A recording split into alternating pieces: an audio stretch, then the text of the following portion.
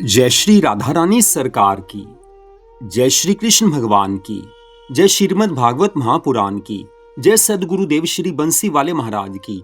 श्रीमद् भागवत महापुराण के तीसरे स्कंद के अध्याय 32 और 33 की कथा आज हम आपको सुनाने जा रहे हैं। तीसरे स्कंद में कुल 33 ही अध्याय हैं, तो इससे अगले भाग में आप चौथे स्कंद की कथा को सुन पाएंगे। तो आज की कथा इस प्रकार है। भगवान कपिल देव जी महाराज माता देवहूति से आगे की कथा का वर्णन करते हुए कहने लगे हैं, हे माता, मैंने तुमसे स्त्री और धन दोनों को बुरा कहा है।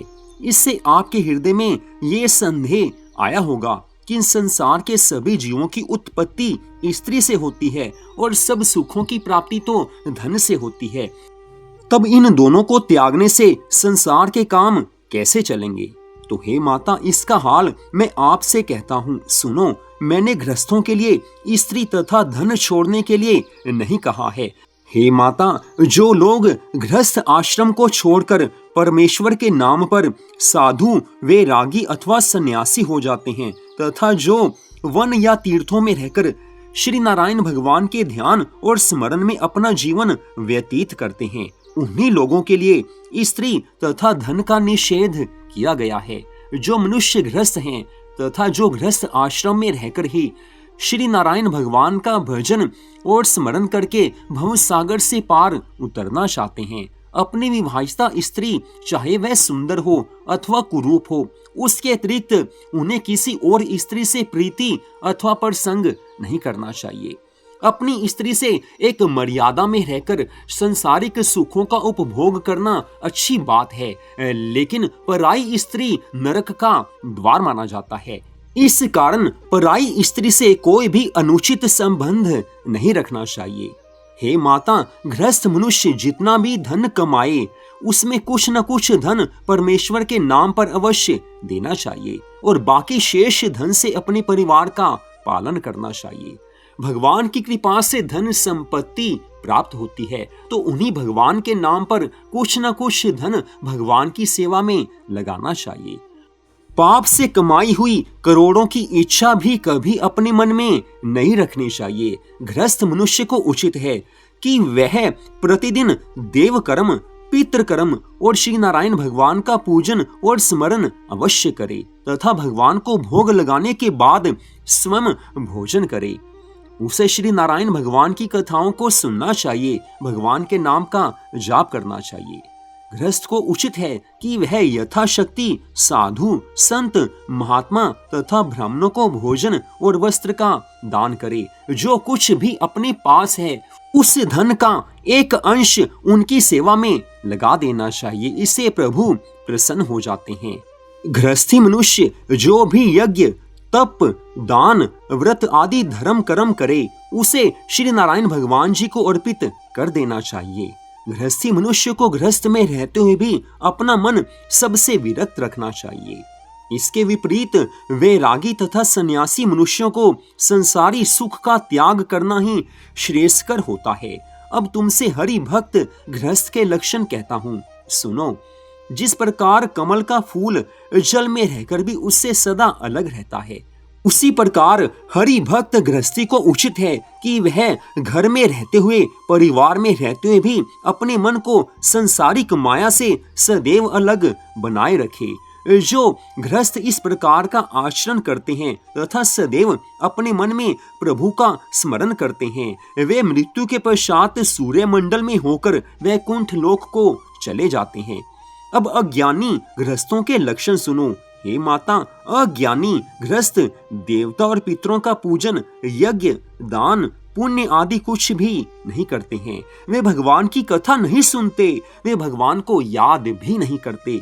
वे कभी भी कथा सत्संग में, कीर्तन में नहीं जाते हैं, कभी वो भगवान का भजन नहीं करते। वे केवल अपने परिवार को पालने और अपनी इंद्रियों को सुख पहुंचाने में ही अपना सारा जीवन नष्ट कर देते हैं। परंतु श्री नारायण भगवान जी की भक्ति के बिना उन्हें कुछ भी सुख प्राप्त नहीं होता है। जो भगवान के चरणों में अपने मन को नहीं लगाता वो अवश्य ही कभी ना कभी दुख जरूर पाएगा।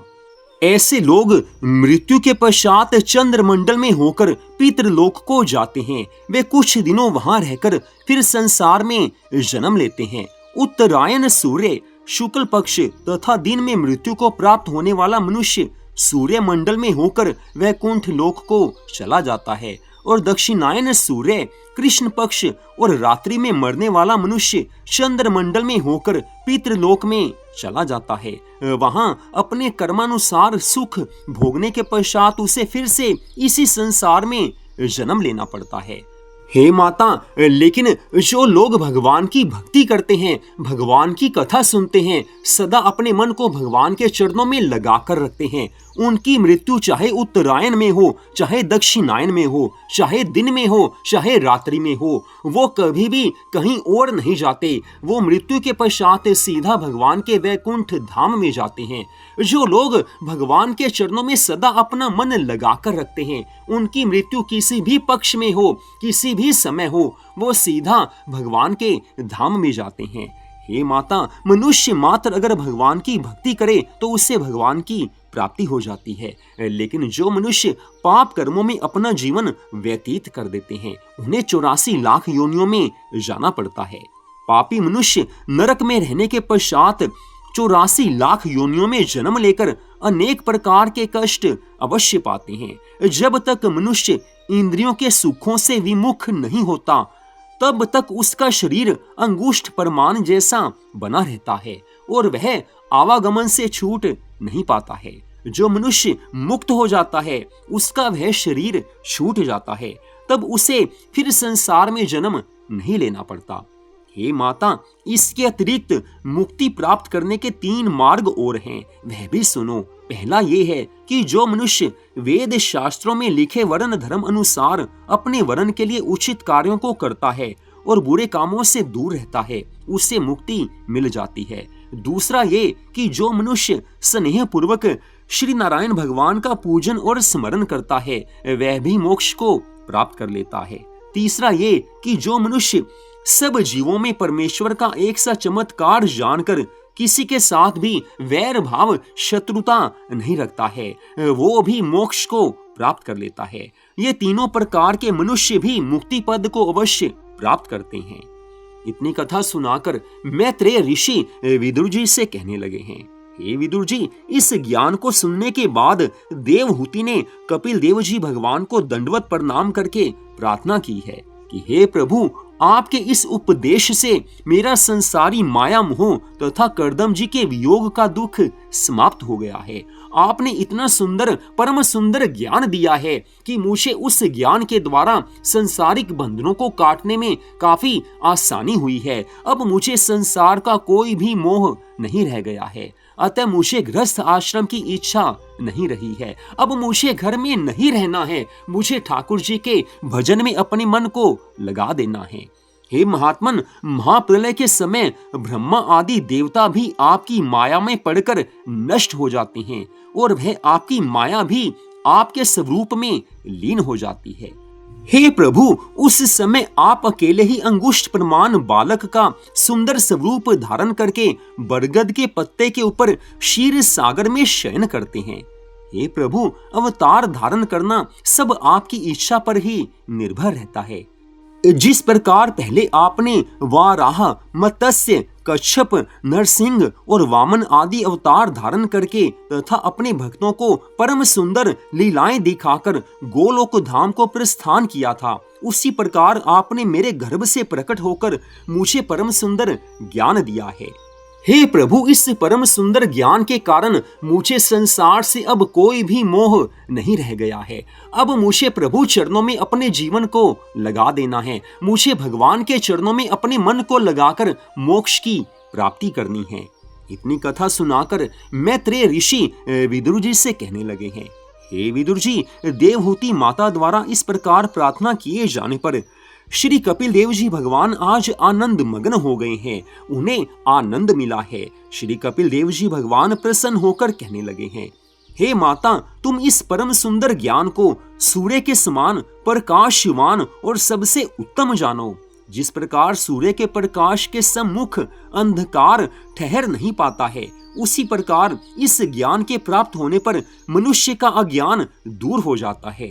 गुरु, ब्राह्मण, साधु, वैष्णव तथा हरि भक्तों को ये ज्ञान बताना, लेकिन जो लोग अधर्मी हो, जो मूर्ख हो, जो चोर हो, लोभी हो, मिथ्याभाषी हो और जो चुगलखोर हो तथा जो मनुष्य गुरु तथा परमेश्वर से विमुख रहते हो, पराये उपकार को ना मानते हो और गुरु की बात पर विश्वास नहीं रखते हो, उन्हें ये ज्ञान कभी नहीं सुनाना चाहिए। इतना वृतांत कहकर पुनः कपिल देव जी भगवान कहने लगे हैं, हे माता, अब मैं गंगा सागर तीर्थ के किनारे पर जाता हूँ। आपको जो भी वस्तु की कामना हो वह मुझसे मांग लो। यह सुनकर देवहूति माता ने हाथ जोड़कर कहा है, हे भगवान, आपके समान त्रिभुवनपति को पुत्र रूप में पाने के कारण अब मुझे किसी भी दूसरी संसारिक वस्तु की इच्छा नहीं रही है। आपने मेरे घर में जन्म लिया है, आपने मेरे गर्भ से अवतार लिया है।